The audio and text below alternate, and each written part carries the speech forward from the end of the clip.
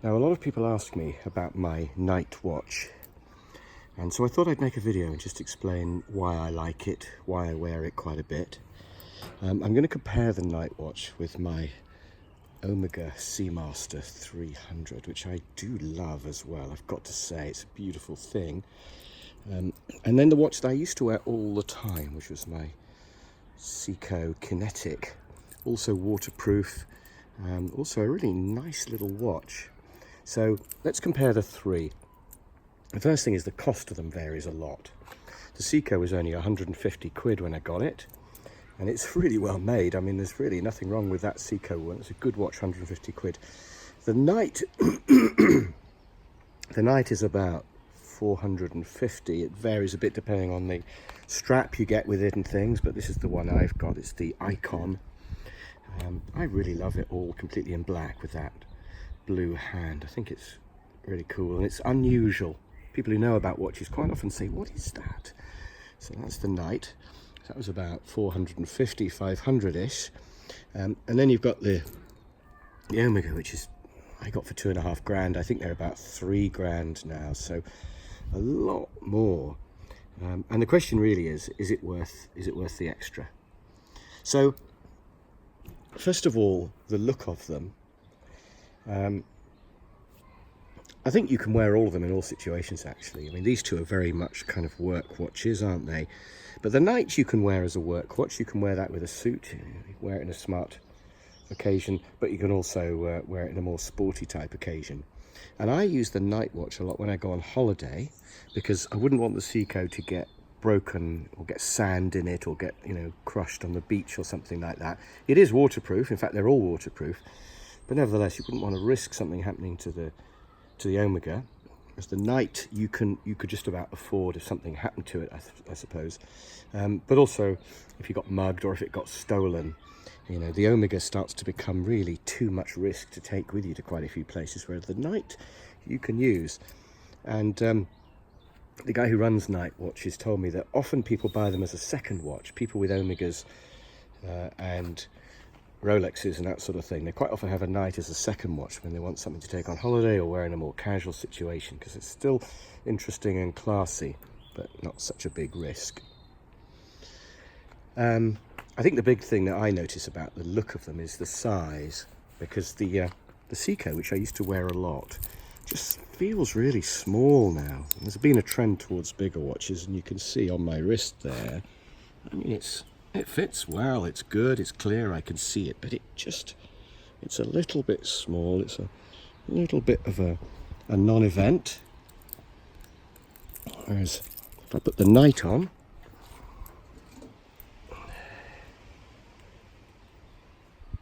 you can get them with black leather straps, but I've just gone for a proper leather strap. I don't know, I just thought it suited the watch a bit more. So it takes a moment to put on. And the leather does mean that you can't really wear it in the shower, but I wouldn't wear it in the shower anyway. All the manufacturers of these say you can wear them underwater diving, etc., but you shouldn't really wear them in the shower because the water is hot and steamy in the shower, and also there's a lot of pressure when the jet of the shower hits the watch. But you can see that's a good size watch. My wrist is not particularly big. I think if you had a bigger wrist, you might want, you definitely want to watch this size, but I think that's a real statement of a watch. And then just to compare for size, the Omega, put that on. So the Omega is a similar size to the Nite watch, isn't it? Similar size. Seiko really is quite a lot smaller. So that's the size. In terms of the weight, the Nite is lighter than the Omega, but not much. The Nite feels, it's a good solid watch.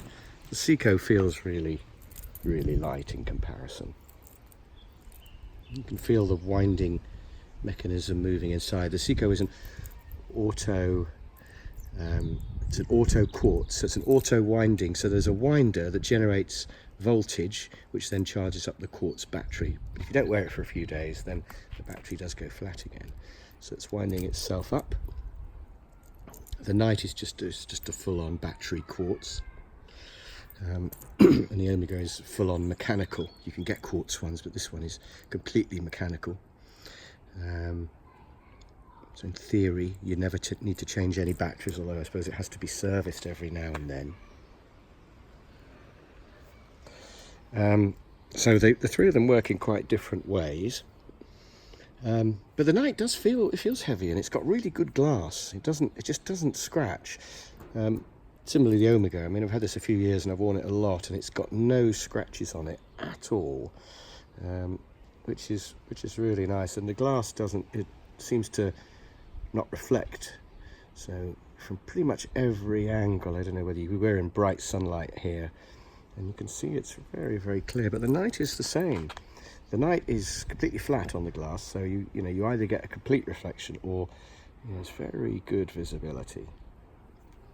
So I actually think the Nite is the clearest of the three, and as I get older and my eyesight gets less good, the Nite tends to be the winner in that sense. In terms of accuracy, these two are the winners. To be honest, my Omega's not very accurate. It loses about a minute a week, and you could argue it doesn't really matter. But because these are both quartz, battery powered and self-charging battery powered, these two are spot on. The Nite is really accurate. And poor old Omega, a bit old-fashioned, not quite so accurate. But where the Nite really wins for me is brightness in the dark. I mean, it's really clear in the daytime, you can see that. But in the dark, it's amazing. It's almost like a torch. People sometimes say, how do you switch it on? Well, the answer is, it's always on. And it's got these little glow sticks. I don't know whether you can see on the hands, it's got little glow sticks. And it's also got little glow sticks all the way around on the numbers, with a slightly different coloured one on the 12.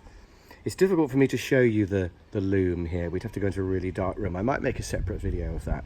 So when you first go indoors, these other two glow really brightly for about 30 seconds. But within a few minutes, they've faded to almost nothing. And that's when the Nite comes into its own, because the Nite doesn't glow massively brightly when you first go indoors. I mean, you don't need that, you can still see it. But after a few hours in the dark, this is still glowing brightly because these glow sticks last for 20 years. So in bed, in the middle of the night, you can see the time. And when you wake up in the morning and it's maybe a bit dark, or you're bleary-eyed or whatever, you can see the time really clearly on the Nite watch. And I have to put my glasses on to read the other two, but this you can see in any light conditions. So for just clarity and ease of use, I think the Nite is the best of the three. It looks a bit unusual. It's nice and big. It is a bit unusual. Most people don't know what it is. It does get a few comments. And of course it's waterproof. So I would say, much as I love the Omega, I think it's just a real thing of beauty. It fascinates me. But the Nite is a really good second watch if you're really into watches. If you want one that you want to wear on holiday or just out and about, then the Nite is fantastic for that.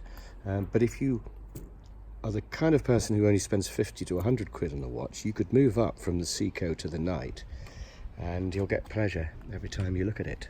So I hope that's useful. I hope that's given you a bit of a feel as I've lifted them up, just to see what they actually physically look like. I'm just going to give you one more shot of the Nite and the Omega together so you can compare those a bit.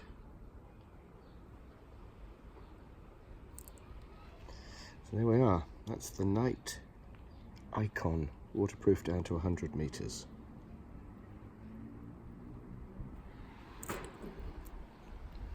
Check out their website. You can have a look at what it looks in dark mode by looking on their website as well.